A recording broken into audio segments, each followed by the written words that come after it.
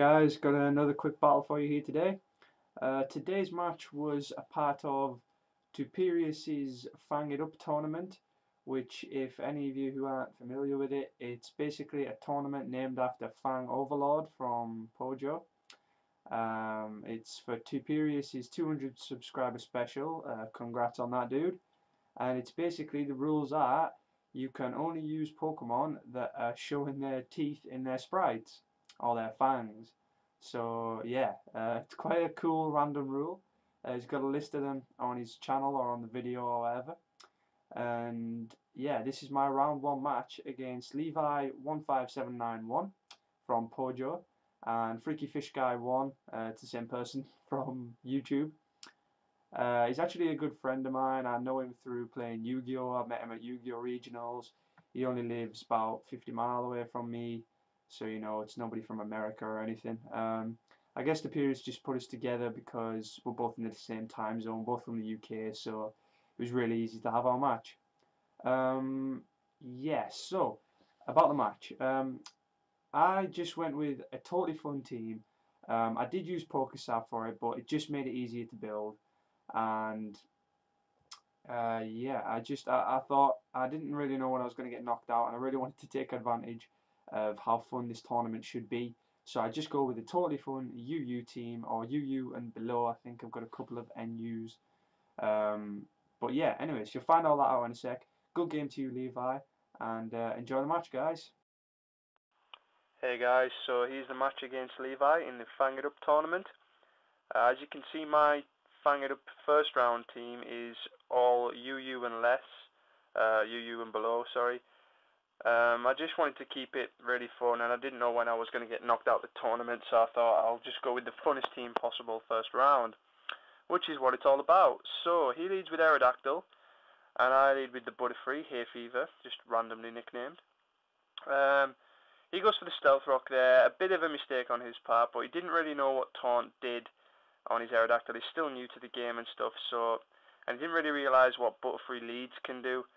So I get the Sleep Powder off, and he gets his rocks up, and he switches out, and I go for the Stun Spore, predicting the switch, which is really nice, because now I've got two of his Pokemon status really early on, which is what Butterfree's all about, really.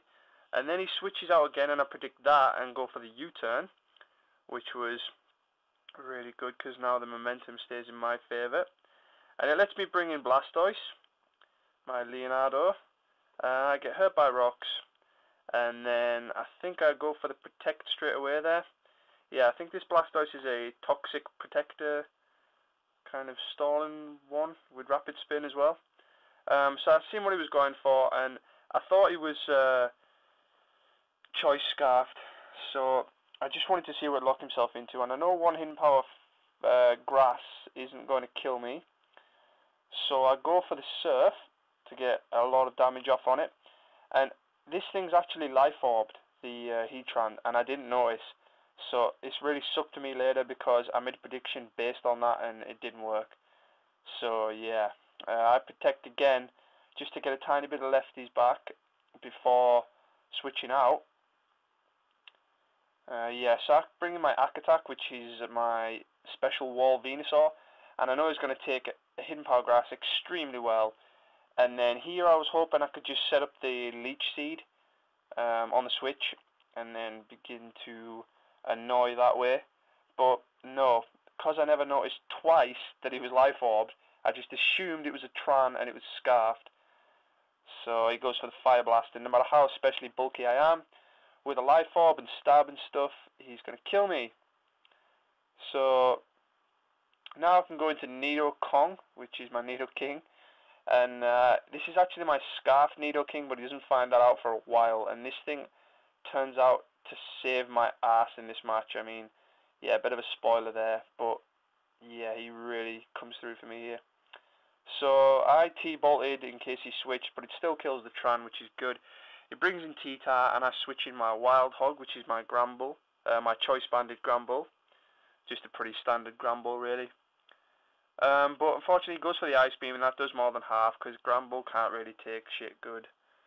And it's kind of disappointing, because this means he's done nothing in this match, pretty much like my Venusaur did. I mean, he took a Hidden Power Grass and then died, and then Grambles just took two Ice Beams, then died, but Nido Kong more than makes up for it. I mean, like I said, he really comes through for me here, as you will soon see. So I don't go for the Earth Power, I go for the Superpower in case he levitates or something. But I know it's obviously going to kill T-Tar if he stays in. So yeah, Superpower kills. I think I've got a pretty even EV spread between attack and special attack here. Probably more in the special attack area because the only physical move my Nidoking has is Superpower. So he brings in Gengar and I have to switch out because I'm locked into Superpower, which I don't think he knows, but still it's really gay. So I have to switch out. And that bit actually took a while in the real match because I didn't have a safe switch in, so I was kind of trying to work out which Pokemon I want to sacrifice just to switch Nidoking back in. And it turns out to be Arcanine, which is really lucky because later on he actually has a Gyarados and stuff, and you know he's got Aerodactyl left, and that would have been really gay for Arcanine to try and do anything. So yeah, he kills me off with the 2 Shadow Balls and Stealth Rock damage, of course. So I can bring back Nidoking and outspeed it easily and go for the T-Bolt because I seen it was Life Orb there. I actually seen that time. But that doesn't kill, which is gay. I was like, oh crap. But fortunately, he goes for the Hidden Power, and that won't kill me. So that is really lucky. Yeah, so he's getting hit by Sandstorm and Life Orb there. So that Gengar's going down by T-Bolt, and then I believe he switches in the Ment now. Yep, he does. I think the score's 3-3 at the minute, I'm not sure. But yeah, it's really close, and then it's basically just a case of me sacrificing a Pokemon as Death Fodder, just so I can change my Nidoking's move when I switch it back in. That is basically how the end of this match goes down. So that Nidoking was actually the last Pokemon I chose for this team. I was kind of like, crap, I have no priority, and I have Extreme Speed on Arcanine, but that's not much priority, to be honest. So I was like, crap, I know, Choice Scarf Nidoking, and it turns out that was totally for the win, so I'm really happy about that. So yeah, as you can see, I bring it back in, he gets hit by rocks, but it's not going to take me down, obviously.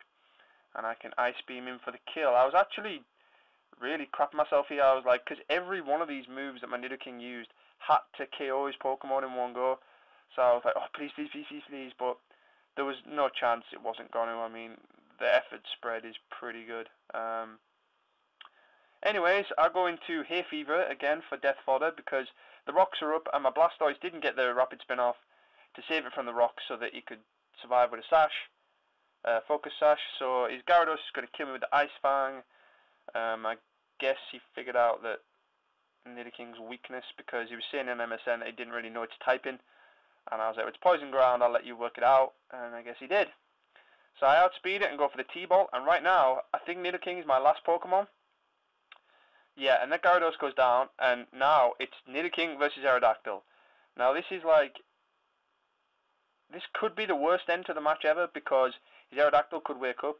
Now I actually forgot that I was outspeeding it here, so I thought I had to live 2 sleep turns, but actually no, I outspeed it and get the T-Bolt off. And that's going to bring it down to its Sash. I don't know if the crit mattered, but either way, it was going to 2-hit KO because he had a Sash. So then he doesn't wake up from the sleep, which is really awesome for me. I mean, that was his first turn sleep anyway, so there's a really slim chance of doing that. And I T-Bolt for the win. So there you go, guys. That is my first round win in tuperius' Fang It Up tournament. Hope you all enjoyed that match. I did, because that team was like, took me a couple of hours to salve, and I was really happy about it. I pity some of my Pokemon never got to do anything, but then again, I did get like OU'd all over. So yeah. Good game, Levi, and I'll catch you all in round 2.